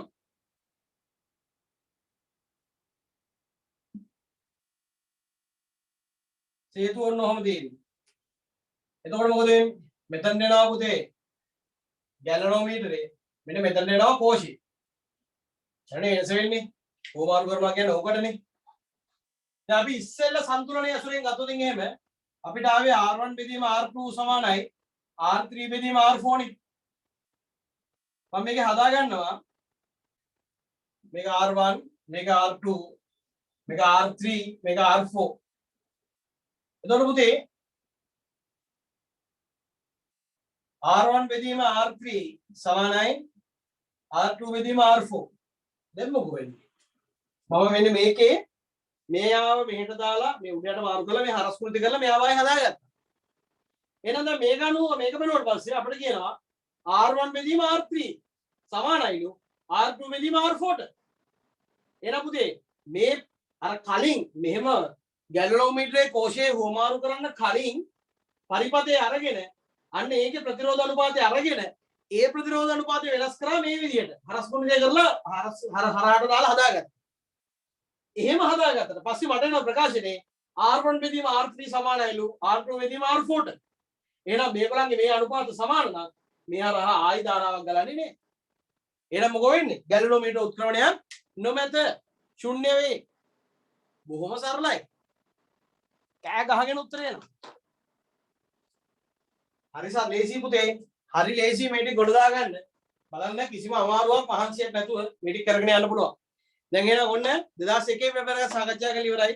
අපි ඉක්මනින් 2010 වෙනකන් රටක් කාලේ යන් 2011 පෙබරවරි එක ඔයාලට මේ බදාදා 28 කියන්නේ මේ බදාදානේ. මේ බදාදා පාන්දර 4ට ITN ස්වාධීන රූපවාහිනී සේවයෙන් බලා ගන්න පුළුවන්. 2011 පෙබරවරි එකේ ඩිස්කෂන් 2011 හරිනේ. පිළිවෙලට විභාග දවසේ යනකොට 2020 වෙනකම් පේපර් එක ඩිස්කස් කරගෙන යනවා ITN එකේ මම කරන්නේ 2010 වෙනකම් මම පන්තියේදී ඩිස්කස් කරනවා බයින්න බා ඒකේ මිස්සන කොටස් يعني පැයක කාලයක් දීලා දෙන එක පේපර් එකකට හරි අමාරුයි පොඩ අන්තිම හරි පොඩි චූටි දුර ගතියක් තියෙනවා මොකද වෙලාව මැනේජ් කරන්න අමාරු නිසා පැයකට ඩිස්කස් කරන්න අමාරුයි පුතේ නමුත් මේ ප්‍රශ්නවල මගේ ඇරිච්ච කොටස් බැරි තැන් ටික මේ සහ කොහොමද මම ඒ ටික ආයි ඔයගොල්ලන්ට කරනවා ඒක ප්‍රශ්න කරගන්න එපා මේ ඒකත් බලන්න පැයකට කොහොමද පේපර් එක ඩිස්කස් කරන්න කියලා. උඩ අන්තිම හරිය පොඩි දුර ගතියක් තියෙනවා ඉතින් හිතන්න ඉපදින්න. හරිද? පොඩ ස්ලෝ මොෂන් දාලා දාන්න තේරෙයි. හරි උදේ. එහෙනම් පාසුවෙන් වැඩ ටික කරගන්න පුළුවන්. මේක අපි ඊළඟ සතියේ 2002 සාකච්ඡා කරනවා පිළිවෙලට ටයිපින් තියලා ලියලා අඩුපාඩු මම මේ කියනකොට හදාගන්න. මේ අඩුපාඩු මම මේ කියනකොට හදාගන්න. ඔයාලට මේක කරගෙන යනකොට මොන හරි ඔල්ටර්නේටිව් ආන්සර්ස් තියෙනවා නම් ඇයි මෙහෙම වෙන්න බැරි මේ වගේ උත්තරේට හරි දෙන්න බැරි වගේ හැංගීම් එනවා නම් මට මෙසේජ් එකක් දාලා තියන්න මම ඒකට රිප්ලයි කරන්න. එහෙනම් ඔන්න ඔය විදිහට අපි ඉක්මනින් ආලෝක ඉවර කරලා මේ ඉස්සෙල්විතු ශේෂ්ත්‍රත් යනවා. ඉතින් මම වැඩි පොඩක් පැටලවන්න දුන්නේ නැහැ.